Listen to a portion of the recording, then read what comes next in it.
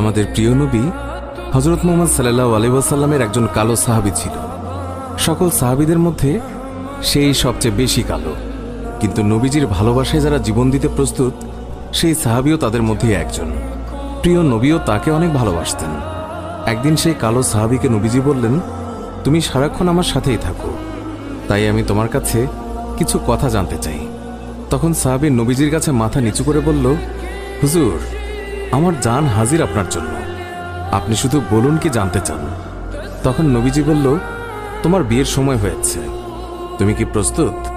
কালো সাহাবী মাথা নেড়ে বলল, হুজুর, আমি এত কালো, আমার কাছে কে মেয়ে দেবে? নবীজি বলল, তুমি বিয়ে করবে কিনা বলো, তোমার জন্য আমি মেয়ে দেখব।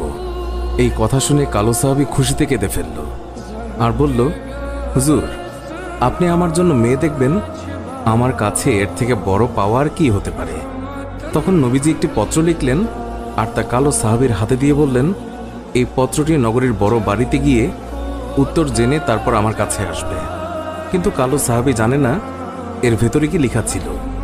নবীজির কথা অনুযায়ী পত্রখানি নিয়ে নগরীর বড় বাড়ির মালিকের হাতে দিল। নবীজির কথা শুনে তাড়াতাড়ি পত্রটি খুলে ফেলল মালিক।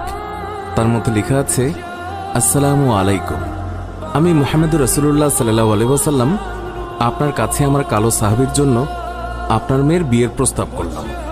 আশা করছি আপনি প্রস্তাব গ্রহণ করবেন এবং আপনার সুন্দরী মেয়ের সাথে আমার কালো সাহাবীর বিয়ে দেবেন। ইতি মুহাম্মদুর রাসূলুল্লাহ সাল্লাল্লাহু আলাইহি ওয়াসাল্লাম। বড় বাড়ির মালিক নবীজির কথা শুনে কেঁদে ফেলল। আমার একমাত্র মেয়ে, মদিনায় যাকে সবাই চেনে হুরে মদিনা বলে। কিতাবে আছে মেয়েটি এতই সুন্দর যার জন্য মদিনার সবাই তাকে হুরে মদিনা বলে ডাকত।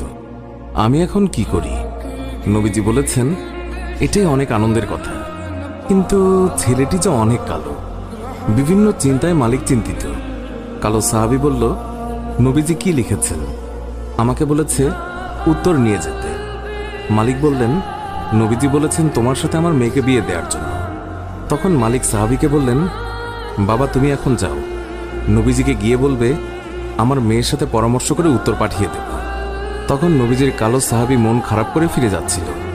এমন সময় ওই মেয়েটি দৌড়ে এসে তার বাবাকে বলল, বাবা, দেখলাম একটি লোক হাসি মুখে আসলো, কিন্তু যাবার সময় মন খারাপ করে চলে যাচ্ছে।